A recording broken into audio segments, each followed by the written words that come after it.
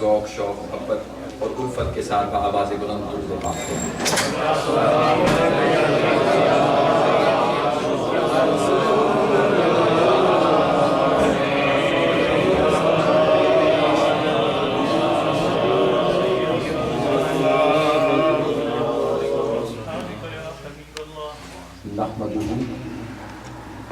نحمده ونصلي ونسلم على سيدنا ومولانا وملجأنا ومأوانا محمد سيد رسوله النبي الأمي المكي المدني الهاشمي المطلبي أما بعد فأعوذ بالله من الشيطان الرجيم بسم الله الرحمن الرحيم مرج البحرين يلتقيان بينهما برزخ لا يبغيان فبأي آلاء ربكما تكذبان يخرج منهما اللؤلؤ والمرجان فبأي آلاء ربكما تكذبان صدق الله مولانا العظيم وبلغنا رسوله النبي الكريم ونحن على ذلك لمن الشاهدين والشاكرين والحمد لله رب العالمين الله رب محمد صلى عليه وسلم نحن عباد محمد صلى عليه وسلم لي خمسة أطفي بها حر الوباء الخاتمة المصطفى والمرتضى وابناهما والفاطمة صلاة وسلاما عليك يا رسول الله وعلى آلك وأصحابك وأزواجك سيدي يا حبيب واجب التعظیم قابل تکریم معزز عزیزان گرامی قدر انتہائی واجب الاحترام زینت مجلس سیادت صاحبزادہ سید میر حسین شاہ صاحب دامت برکاتہ میزبان محفل خطیب و محتمم اعلیٰ طیبہ اسلامک سینٹر مولانا قاری حافظ محمد یونس قادری صاحب دامت برکاتہ مقرر شیرِ بیان خطیب و محتمم الکریم اسلامک سینٹر علامہ حافظ محمد بشارت احمد شازی صاحب دامت برکاتہ خطیب و امام المصطفیٰ اسلامک سینٹر محترم حافظ و قاری رضا المصطفیٰ رضوی صاحب جناب علامہ مولانا محمد بشیر رضوی صاحب دامت برکاتہ صوفی باصفا جناب الحاج صوفی مشتاق احمد نقشبندی صاحب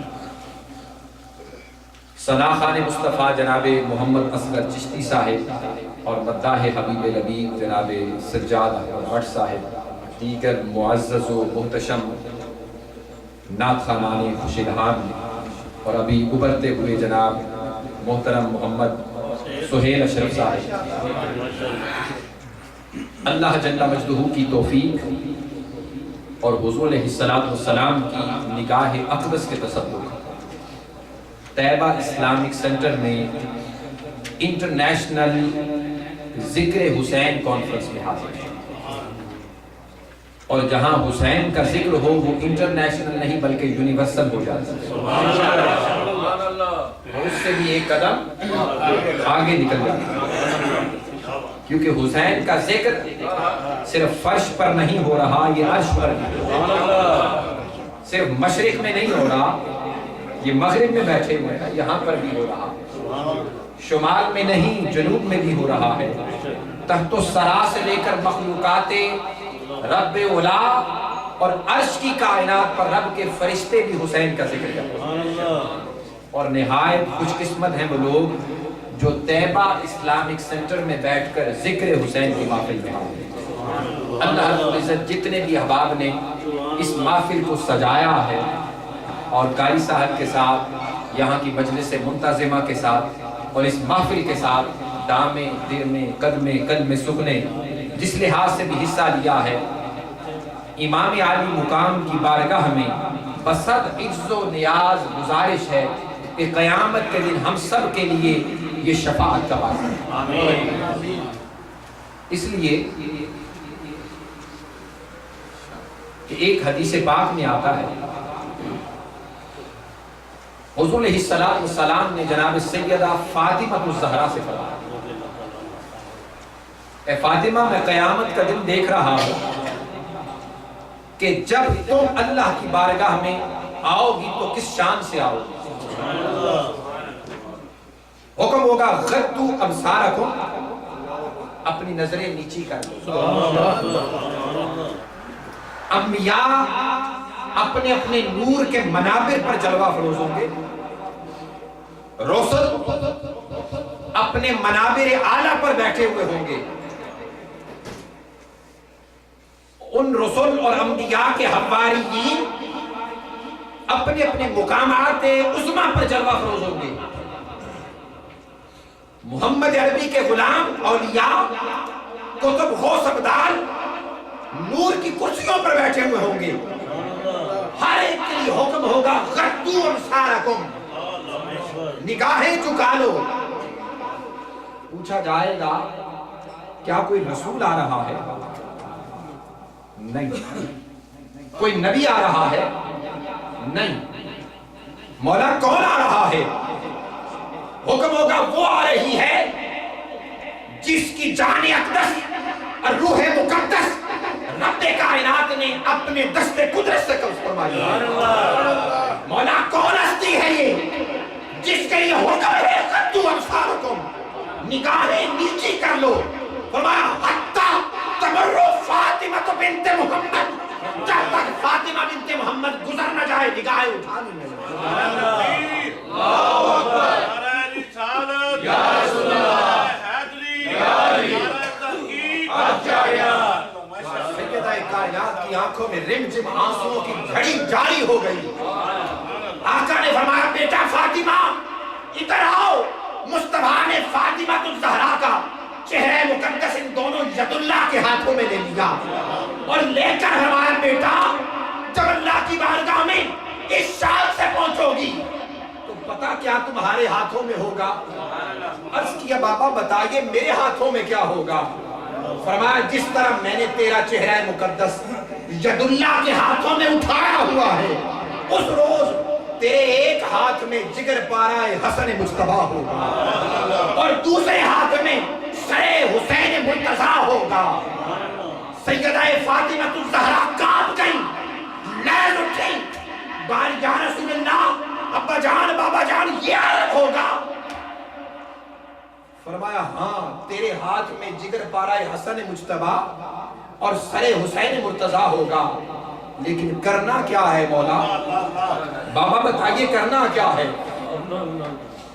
جناب سیدہ فاطمہ الزہرا نے جب یہ عرض کیا حضور نے فرمایا بیٹا اس روز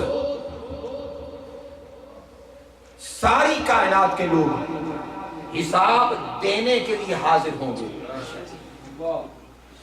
لیکن مقربان الہی حساب لینے کے لیے حاضر ہوں گے۔ اور کیا عرض کریں گے مولا؟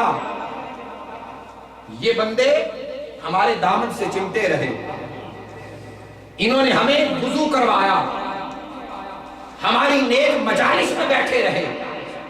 جیسے ایک حدیث پاک میں آتا ہے کہ جب بدبخت لوگ بھی نیک بختوں کے ساتھ بیٹھ جاتے ہیں، حدیث قدسی ہے، تو رب کائنات ان کو بھی بدبخت نہیں رہنے دیتا، لا یشکا جلیسہم، انہیں بھی خوش بخت بنا دیتا۔ یہ عام مقربان الہی کی بات ہے۔ حضور نے فرمایا مقربان الہی اس روز حساب لینے کے لیے حاضر ہوں گے، لیکن بیٹی فاطمہ ان سارے مقربان میں تیری شان جدا ہوگی، کوئی ایسا نہ ہوگا جس کا جگر پارا اسلام کے لیے اس انداز سے لٹا ہوا ہو، جس کا بیٹا اسلام کے لیے اس مظلومیت کے انداز سے گردن کٹا کے آیا ہو. ارے جس کے نواسے پیاسے 6 ماہ تک کے بچے میدان کربلا میں تیر کھا کر اللہ کی بارگاہ میں قربانی پیش نہ کر رہے ہوں گے. عرض کیا بابا کیا کرنا ہوگا؟ فرمایا کرنا یہ ہوگا کہ تم اللہ کی بارگاہ میں عرض کرنا باری تعالیٰ ہر کوئی حساب دینے کے لیے آیا ہے، لیکن میں محمد کی بیٹی تیری کنیز یہ مانگتی ہوں کہ میرے ایک ہاتھ میں میرے حسن کا جگر پارا ہے، ایک ہاتھ میں حسین کا سر انور ہے، اس کے صدقے سے میرے بابا کی امت کو بخش دے، اس کے صدقے سے میری بابا کی امت کو بخش دے. عزیزان محترم، آج اس شفاعت کبریٰ کی امیدواری کے خواستگار ہم بھی ہیں کہ ذکر حسین کی اس محفل میں بیٹھ کر قیامت کی اس گھڑی کی طرف دیکھ کر عرض کرتے ہیں کہ فاطمہ الزہرا اے سیدہ کائنات، اے حسن کی اماں جان، اے حسین کی والدہ محترمہ، اے محمد مصطفیٰ کی نور نظر، جن کے لیے آقا فرمائیں فاطمہ تو بتا تم منی، فاطمہ میرے جگر کا ٹکڑا ہے. سبحان اللہ. فاطمہ کیا ہے؟ میرے جگر کا ٹکڑا ہے. حضور نے بدع کا لفظ استعمال فرمایا ہے، اور بدع یا بدع قرآن مجید نے 7 کی عدد یا 9 کے عدد کے لیے ارشاد فرمایا. 10 تک گنتی گنے نا تو 10 ایک مکمل گنتی ہے، اس سے آگے گنتی نہیں ہوتی، ختم ہو جاتے ہیں. تو 10 میں سے 7 لیے جائیں تو 3/3، 9 لیے جائیں تو ایک باقی بچا، ایک حصہ صرف. گویا کہ حضور نے فرمایا فاطمہ تو بدع یا فاطمہ تو بدعۃ منی، فاطمہ میرے جگر کا ٹکڑا ہے. کیسے؟ کہ میری 7 یا 9 حصے جان فاطمہ الزہرا میں. بات سمجھ میں آ رہی ہے؟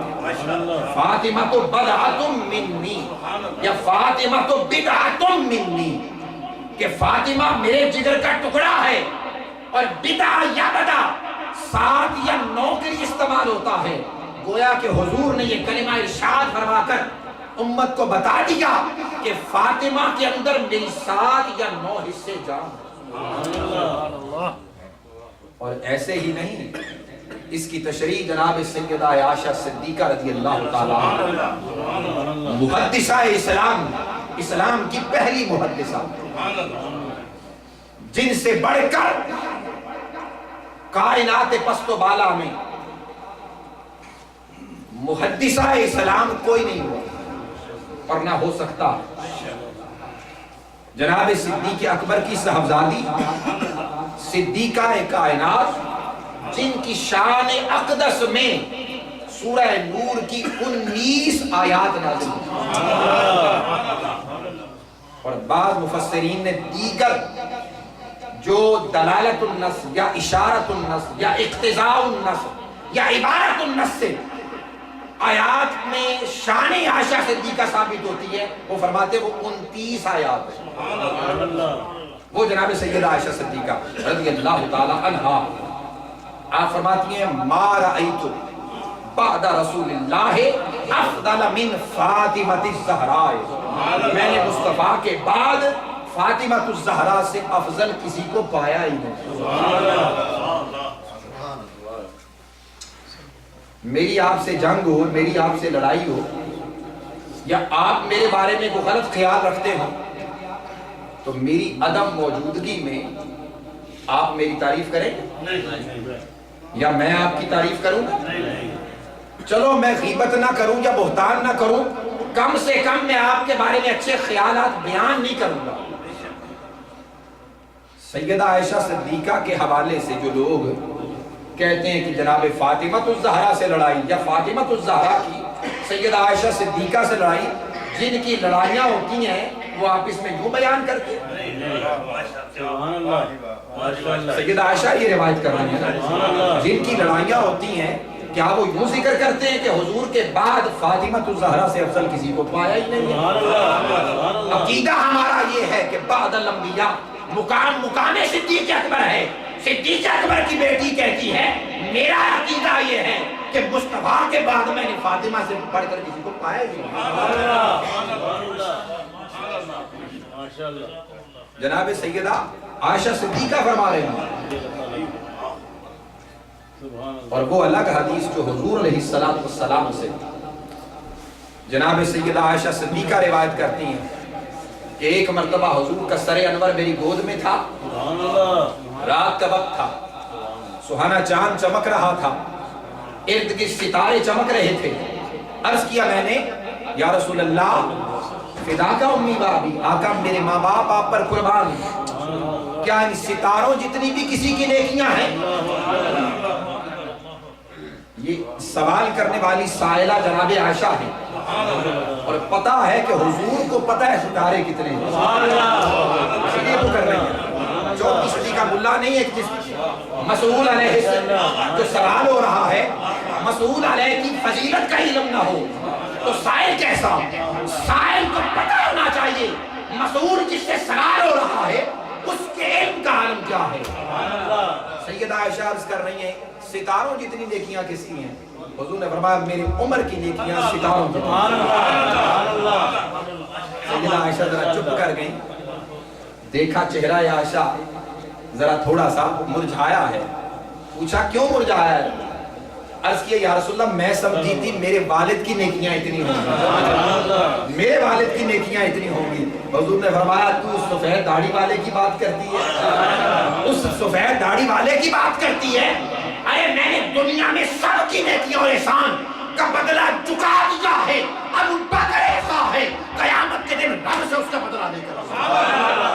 نعرہ تکبیر, نعرہ رسالت, یا رسول اللہ, حیدری, نعرہ تحقیق, نعرہ سید ابو بکر صدیق. سبحان اللہ. میں گفتگو میں تھوڑا سارا لے رہا ہوں کیونکہ آج محرم ختم ہو رہا تاکہ عقیدہ ہمارا مسلمہ حقیقت بن کر واضح ہو جائے. آگے قرآن مجید جس کی میں نے آیہ کریمہ عنوان گفتگو کے طور پر پڑھی, سورہ رحمان کی آیہ کریمہ ہے. اس آیہ کریمہ میں اللہ رب العزت نے سب سے زیادہ اپنی نعمتوں کا ذکر کیا. کن کا ذکر کیا؟ نعمتوں کا. اور فرمایا فَبِأَيِّ آلَاءِ رَبِّكُمَا تُكَذِّبَانِ, تم میری کون سی نعمتوں کو جھٹلاؤ, تم میری کون سی ان نعمتوں میں ایک نعمت جن کا ذکر اللہ پاک نے فرمایا کیا مرج البحرین یلتقیان, فرمایا دو سمندر چلے, ایک ولایت کا سمندر, ایک عصمت و طہارت کا سمندر.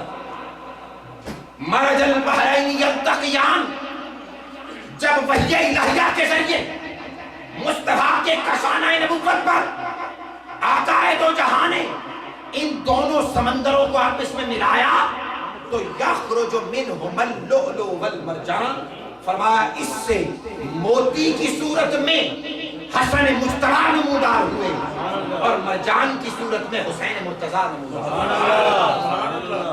یہ میری تفسیر نہیں, علامہ سید محمود علوسی رحمۃ اللہ علیہ تفسیر روح المعانی میں یہ تفسیر فرما رہے ہیں. اور تفاسیر میں اہل السنہ کی سب سے معتبر تفسیر ہے. یہ شیعوں کی نہیں ہے کہ کوئی شخص یہ کہے کہ شیعوں کی تفسیر کا حوالہ دے دیا ہے, نہیں.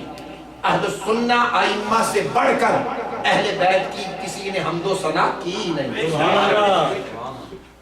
اور جیسے ابھی قاری صاحب فرما رہے تھے کہ اعلیٰ حضرت کا شعر کہ تیری نسل پاک میں ہے بچہ بچہ نور کا, تو ہے عینے.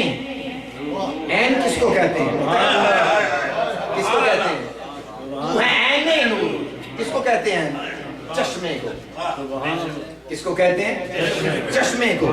تو نور کا چشمہ ہے مصطفیٰ, تو ہے عین نور تیرا, سب گھرانہ نور کا, اور صبح طیبہ میں ہوئی بڑھتا ہے باڑا نور کا, صدقہ لینے نور کا آیا ہے تارا نور کا. اے نور کے تارے بھی مصطفیٰ تیرے کشانہ نبوت اور رسالت پر صدقہ مانگنے آتے ہیں کہ یا رسول اللہ صدقہ دے دیجئے، خیرات دے دیجئے، کہ یہ اعلیٰ حضرت کا عقیدہ ہے کہ تو چشمہ نور کا، اس چشمہ نور سے جب نور پھٹا تو پہلا نور فاطمہ الزہرا کی صورت میں، حضرت زینب کی صورت میں آیا، حضرت رقیہ کی صورت میں آیا، حضرت ام کلثوم کی صورت میں آیا، حضرت ابراہیم کی صورت میں آیا، حضرت عبداللہ کی صورت میں آیا، طاہر طیب کی صورت میں آیا، حسن مشتبہ کی صورت میں آیا، حسین وہ چشمہ تو چھوٹا ہوتا ہے، اور یاد رکھیے دریا اور نہریں جتنی ہوتی ہیں نا، یہ قاعدہ کلیہ ایک میں چھوٹا سا دینے لگا ہوں۔ جو بندے جیولوجی کو جانتے ہیں، ارضیات کا جو علم ہوتا ہے، جس کا ارضیات کا علم جو ہوتا ہے، اس کو جو جانتے ہیں وہ جانتے ہیں یہ بات کہ دریا کا پانی، کیونکہ دریا کتنا ہی بڑا کیوں نہ ہو، اس کا پانی پھر بھی محدود ہوتا ہے، ختم ہو سکتا ہے، خشک ہو سکتا ہے۔ نہریں ظاہر خود بنائی جاتی ہیں، اس کا پانی بھی مقید اور محدود ہوا کرتا ہے، لیکن چشمے جو ظاہر میں چھوٹے نظر آتے ہیں، تھوڑے نظر آتے ہیں، اعلیٰ حضرت نے چشمے سے تشبیہ دی ہے، استعارہ عین کا دیا چشمے سے، اور چشمے کی کوئی حد نہیں ہوتی، چشمے کی کوئی حد نہیں ہوتی، جیسے قرآن نے فرمایا وَالنَّجْمِ إِذَا هَوَىٰ، حضور کو نجم فرمایا، شمس نہیں کہا، قمر نہیں کہا، کیوں؟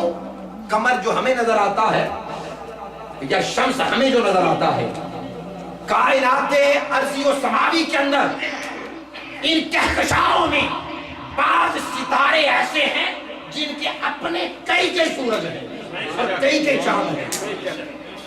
سائنس کے اسٹوڈنٹس کو جانتے ہیں، اسی طرح جو چشمہ ہوتا ہے اس کی کوئی حد نہیں ہوتی، کہاں سے آ رہا ہے، کہاں تک جائے گا، یہ پانی کب تک چلے گا اور کب سے چل رہا ہے۔ حضرت کہتے ہیں تو ہے یہ نور تیرا، سب گھرانہ نور کا، کہ تیری نسل پاک میں ہے بچہ بچہ۔ اعلیٰ حضرت نے یہ چیز بیان کی۔ تو عزیزان محترم، رب ذوالجلال نے نعمتوں کا ذکر کیا، ان نعمتوں میں اللہ پاک نے 4 نعمتوں کا سورہ رحمان میں ذکر فرمایا۔ کیا؟ فاطمہ الزہرا بھی امت کے لیے نعمت، علی مرتضیٰ بھی امت کے لیے نعمت، حسن مجتبیٰ بھی امت کے لیے نعمت، حسین مرتضیٰ بھی امت کے لیے نعمت۔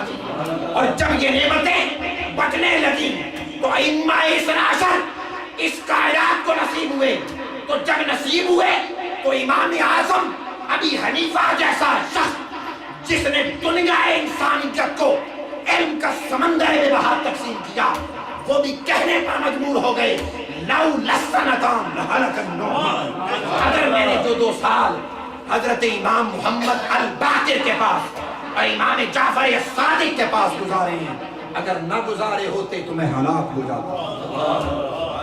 اور جناب سیدی فاروق اعظم رضی اللہ تعالیٰ عنہ اسی نعمت کے بارے میں فرماتے ہیں، جب آپ کے پاس مزنی عورت کا واقعہ پیش ہوا تو سیدنا علی المرتضیٰ نے واقعہ آپ کو معلوم ہے، اس کے اندر تبدیلی کروائی تو سیدنا فاروق اعظم کھڑے ہو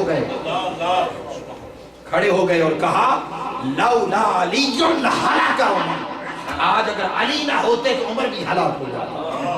یہ سیدی فاروق اعظم کہہ رہے ہیں، پھر الشیطان من ذل عمر، جن کے سائے سے شیطان بھاگا کرتا۔ یہ وہ علی المرتضیٰ کے بارے میں کہتے ہیں۔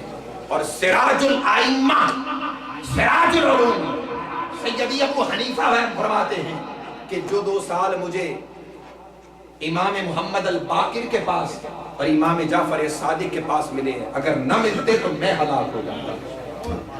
اور آخر میں ایک حدیث امام طبرانی کی ذکر کر کے اس فکر کے لیے، کیونکہ مجھے جو وقت دیا گیا وہ پورا ہو چکا، اس فکر کے لیے کہ جب بھی محرم آتا ہے ہر سال ایک بدبخت سوچ ضرور شور مچاتی ہے، اور وہ یزید کو اٹھا کر امیر المومنین اور رحمت اللہ علیہ بناتے رہتے ہیں۔ یہ آپ تمام جانتے ہیں، لیکن ہماری اتنی صرف دعا ہے کہ اللہ جو یزید کو امیر المومنین اور رحمت اللہ علیہ کہہ رہا ہے، یا باری تعالیٰ تو ان کا حشر اس کے ساتھ کر دے، ہمارا حشر حسین کے ساتھ۔ موٹی سی بات ہے اور یہ سنس بنتی ہے، جو بندہ کہے بھائی میں دعا کرتا ہوں تو آمین کہہ دے، میں دعا کرتا ہوں تو آمین کہہ دے۔ وہ پوچھے دعا کیا ہے، آپ کہیں دعا یہ ہے کہ تیرا حشر یزید کے ساتھ ہو جائے، میرا حشر حسین کے ساتھ ہو جائے۔ یہ اٹل حقیقت ہے کہ کوئی بھی بڑے سے بڑا شخص یزید کے ساتھ اپنا حشر کروانے کے لیے تیار نہیں۔ بے شک بے شک بے شک۔ کتنا ہی اس کو امیر المومنین بناتا پھر، جس طرح سورج چڑھا ہوا نا اور 14ویں کے چاند کی روشنی رات کو چمک رہی ہوتی ہے، اسی طرح یہ بھی ایک حسین جو دن و رات کا محتاج نہیں، ایسا سورج ہے جو سراج منیرہ کا نواسا ہے، یہ بھی دن و رات پر حاوی ہے۔ یہ ایسا ہے کہ آفتاب آمد دلیل آفتاب، ہر کوئی حسین کا اگر مخالف بھی ہوگا تو حشر پھر بھی حسین کے ساتھ چاہے، حشر پھر بھی حسین کے ساتھ چاہے۔ اور حدیث پاک یہ ہے، اور وہ قابل توجہ، امام طبرانی نے اس کو نقل کیا، اہل بیت اطہار کی، حضور کے گھر کی نہیں، کاشانہ نبوت کی نہیں، اہل بیت اطہار کی ایک خادمہ تھی جس کو صحابہ کہتے ہیں ہم بریرہ کہا کرتے، کیا کہتے؟ بریرہ کہا کرتے، لونڈی تھی۔ آپ کو پتا ہے آزاد عورت کا جو سطر ہوتا ہے وہ اس چہرے، دونوں ہاتھوں اور پاؤں کے علاوہ باقی پورا جسم ڈھانپنا واجب ہے، اور جو لونڈی ہے اس کا شریعت میں جو سطر ہے وہ یہاں گردن سے لے کر گھٹنوں تک، یہ تمام علماء جانتے ہیں۔ اب وہ خادمہ، وہ لونڈی جسے بریرہ کہا جاتا، وہ گلی سے گزر رہی ہے، اس کے سر کے چوٹی کے بال ننگے ہیں۔ ایک شخص نے اسے دیکھا اور کہا بریرہ تیری سر کی چوٹی ننگی ہے، تجھے محمد عربی قیامت کے دن بچا نہیں سکے گا، اس کو ڈھانپ۔ وہ بھی خادمہ اور لونڈی تھی اہل بیت کی۔ ہر کسی کو اپنے آقا پہ ناز ہوتا ہے، وہ کسی بھی رنگ میں، جیسے حضرت بہاؤالدین نقش بند بخاروی رحمت اللہ علیہ کا ایک غلام اور خادم تھا نا، وہ جا رہا تھا رستے میں تو اپنے شیخ اور مرشد کے تصور میں جا رہا تھا، جاتے جاتے اسے نہیں پتا کہ بادشاہ کی سواری آ رہی ہے، تو رستے میں بادشاہ کے جتنے بھی سپاہی تھے وہ رستہ خالی کروا رہے تھے اور کہہ رہے ترکو، رستہ چھوڑ دو، رستہ چھوڑ دو۔ وہ اپنے حال میں مست جا رہا تھا، ہنٹر ان کے ہاتھ میں تھا، وہ ہنٹر بہاؤالدین نقش بند بخاروی کے اس غلام اور مرید صادق پہ لگ گیا، اور جب لگا تو بڑے وہ غصے میں آیا اور کہنے لگا تو بادشاہ کا نوکر ہے، ہم بھی اپنے آقا سے جا کے شکایت لگائیں اور جا کے کہیں گے حضرت جی اگر آپ نے ان دنیا دار بادشاہوں کے سپاہیوں سے ہنٹر ہی مروانے ہیں تو ہنٹر ہی کھاتے رہے۔ جا کے کہا، بہاؤالدین نقش بند بخاروی رحمت اللہ علیہ نے قلم دباغ دیا اور بادشاہ کے نام خط لکھا۔ کیا لکھا؟ بادگیری عامل بدگوہرے ورنہ بخشم ملک طوبہ دیگر۔ کیا لکھا کہ بادشاہ اپنے اس غلام کو، سپاہی کو لگام دے کے رکھے، وگرنہ دن ڈوبنے سے پہلے تمہاری بادشاہت کسی اور کے حوالے کر۔ کٹیا میں بیٹھنے والا وہ یہ کہنے لگا۔ ادھر بہاؤالدین نقش بند بخاروی حضور کے غلاموں کے غلاموں کے غلاموں کے غلاموں کے غلام، سبحان اللہ۔ اور یہ وہ ہیں جن کی پیدائش سے 60 سال 160 سال پہلے سیدنا غوث الاعظم اس مقام سے گزرے تھے، تو فرمایا تھا یہاں بہاؤالدین پیدا ہوگا، 160 سال پہلے اس کا فیض اور حصہ دے کے جا رہا۔ تو غوث الاعظم کون ہے؟ حضور کے غلاموں کے غلاموں کے غلاموں کے غلاموں کے غلام. تو وہ بریرہ حضور کی خادمہ اہل بیت کی ہے. اس نے کہا جا کے میں بھی اپنے آقا سے شکایت کرتی ہوں. گئی حضور کی بارگاہ میں، جا کے شکایت کر. حدیث میں آتا ہے، حضرت جابر بن عبداللہ روایت کرتے ہیں، حضور علیہ السلام نے جب سنا تو گھر میں چونکہ بندہ ہم جیسے بیٹھا ہوتا ہے، حضور بھی بیٹھے تھے، چادر ایسے تھوڑی پاؤں کے اوپر، تھوڑی شانہ مقدس کے اوپر، حضور یکلخت اٹھے، چہرہ مبارک سرخ، چادر گھسیٹتے ہوئے مسجد نبوی میں آ گئے.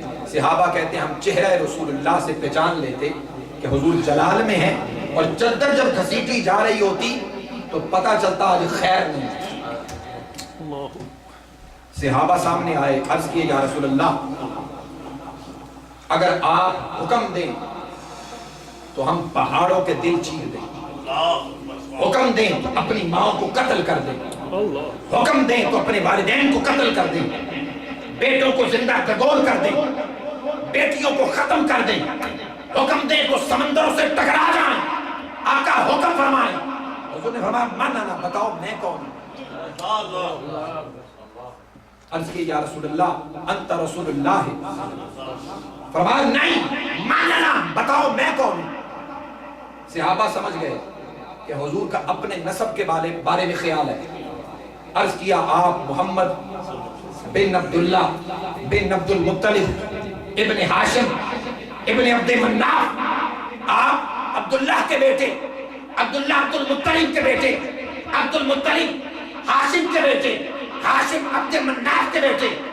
حضور نے فرمایا خدا کی عزت کی قسم میں وہ ہوں کہ قیامت کے دن جس کی قبر سب سے پہلے کھلے گی، لیکن ولا فخر، میں اس پر فخر نہیں کرتا، میں وہ ہوں کہ جو سب سے پہلے مٹی جھاڑتے ہوئے اللہ کی بارگاہ میں آئے گا، لیکن فخر نہیں کرتا. لوائے حمد میرے ہاتھ میں ہوگا، فخر نہیں کرتا. جنت میں سب سے پہلے جاؤں گا، فخر نہیں کرتا. کرسی مقام محمود پر بیٹھوں گا، فخر نہیں کرتا. قیامت کے دن جو میرے پاس آئے گا میں شفاعت کر رہا ہوں گا، رب ذوالجلال میری شفاعت کو قبول فرمائے گا. حتی ان ابلیس لیتطایر عنقہ یوم القیامہ. قیامت کے دن تو ابلیس بھی اقوام عالم میں کھڑا گردن اونچی کر کر کے دیکھ رہا ہوگا محمد میری بھی شفاعت کر دے، آج محمد میری بھی شفاعت کر دے. یا رسول اللہ شفاعت نبی مصطفیٰ. ارے مصطفیٰ کی شفاعت کا امیدوار تو قیامت کے دن ابلیس تک ہے، لیکن 14ویں صدی کا ملا نظر نہیں آتا. پتا چلا یہ ابلیس سے بھی بدبخت ہے، یہ اس سے بھی بدتر ہے. تو بریرہ کی نسبت مصطفیٰ نے بنایا جو اہل بیت اطہار کی خدمت کر رہی ہے. ارے یہ اس کی بات کرتے ہو، امیدوار ابلیس بھی شفاعت مصطفیٰ ہے، بریرہ تو خدمت اہل بیت کر رہے ہیں. کیا عالم ہوگا حسین کا کہ جس نے سواری کی تو مصطفیٰ کے کندھے پر، گٹی لی تو مصطفیٰ کی زبان، مصطفیٰ کے دست مبارک سے، پیاس لگی تو چوسی مصطفیٰ کی زبان، سجدے میں گئے تو مصطفیٰ کے اوپر سواری کی، اور منبر پر بیٹھے خطبہ دینے تو ان کو گود میں بٹھا لیا. اس بدبخت کا کیا عالم ہوگا کہ جس نے جان مصطفیٰ کے ساتھ یہ حشر کیا.